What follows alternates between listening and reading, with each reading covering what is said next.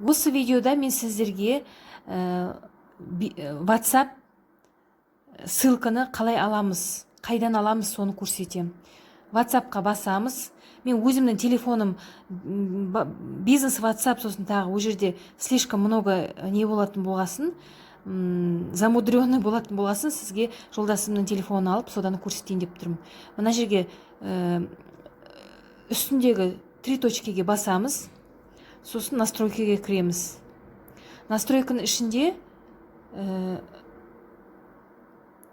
короткая ссылка деген бар. Соны біз басамыз. Мұны сіздің WhatsApp-ыңыз. Ссылка на WhatsApp. Соны енді копировать етеміз. Не болмаса қасында осы поделиться деген не бар, кнопка бар. Соны басып аламыз. Вот.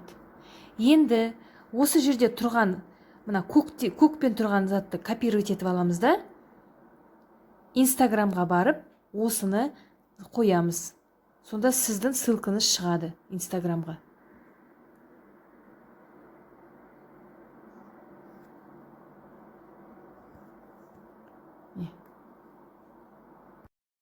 Сосын осы келген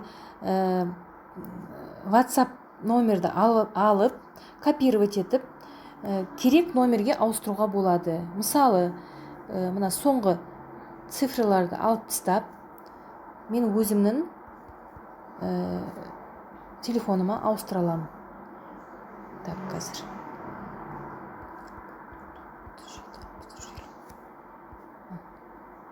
Енді осыны тексереміз.